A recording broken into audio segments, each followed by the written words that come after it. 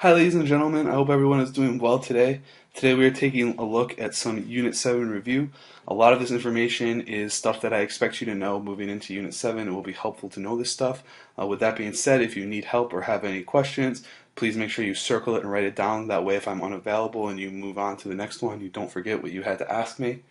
Um, so we're starting off with valence electrons.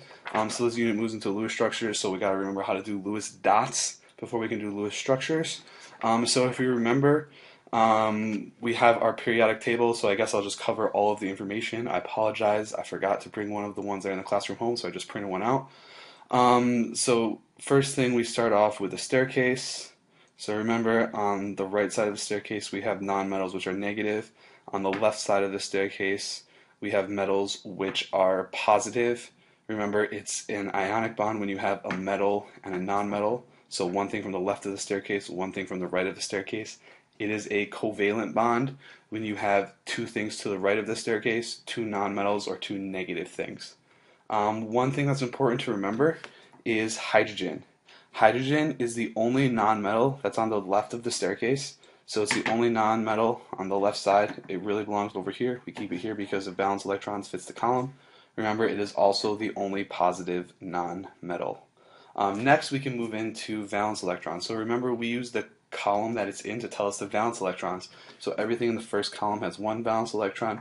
Everything in the second column has two valence electrons. We then skip the transition metals. Remember, we skip these because how many electrons d orbitals can hold. It really messes up the energy, and we can't predict the valence electrons. So then we go to 13 has 3, 14 has 4, 15 has 5, 16 has 6, 17 has 7, 18 has 8.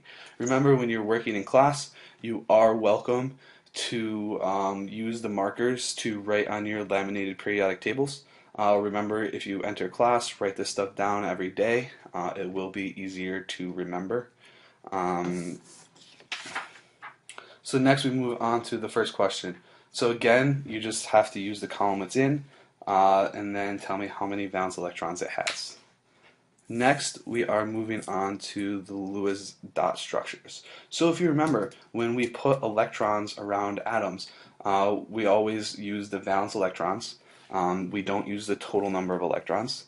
And next, remember, the position of the dot is important. The first dot goes there, second dot goes there, third and fourth.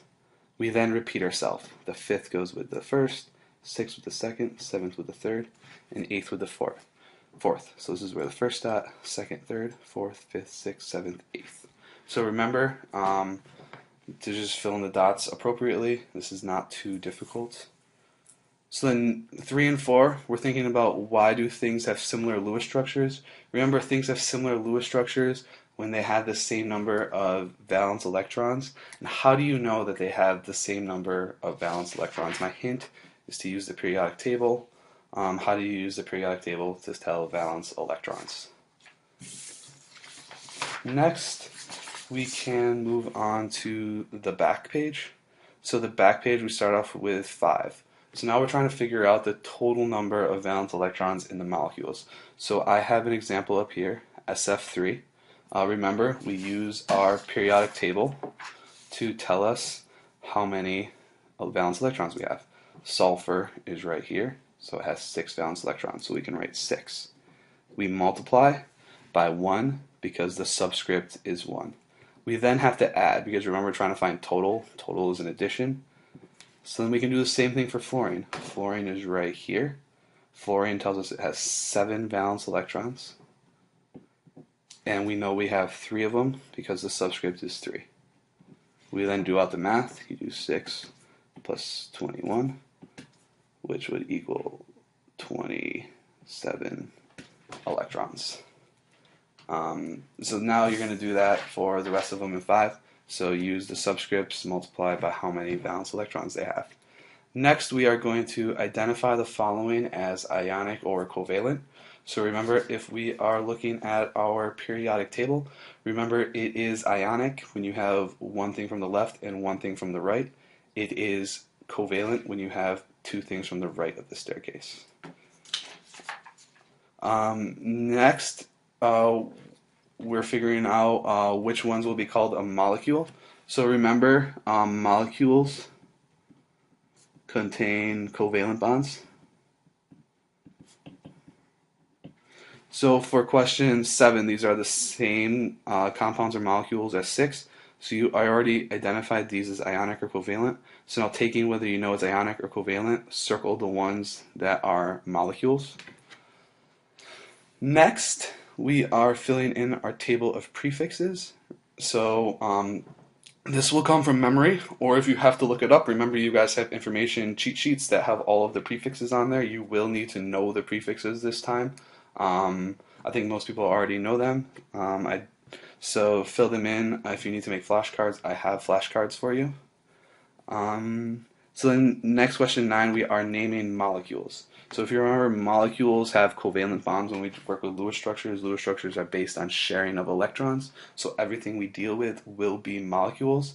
A couple things to remember when we name covalent bonds is that we use the prefixes and the names of atoms and combine them. So remember, the prefixes equal the subscripts. So if the subscript is 2, use the prefix di. If the subscript is 3, prefix tri, and so on. Remember, for the first element, the subscript needs to be greater than 1. If it's not greater than 1, we do not include mono. So if we were to look at the same example I did earlier, SF3. So we know we have 1 sulfur. That is not greater than 1, so we do not use a prefix. So we write sulfur. Next, we have to use the subscripts to figure out the prefixes. So how many fluorines do we have? 3. The prefix for 3 is tri. And then we have to write fluorine. Remember, when it's the second element, we change the ending to ide. So it would be fluoride. So the answer to this question would be sulfur trifluoride. And then an extra question, why can hydrogen and helium only have a max of 2 valence electrons? Just kind of curious what people think on this. We'll talk about the bonus question when we go over this. Yeah, remember to make sure you circle any questions, write down your question, that way if I'm unavailable and then you ask me to come over, you remember what you need to ask me.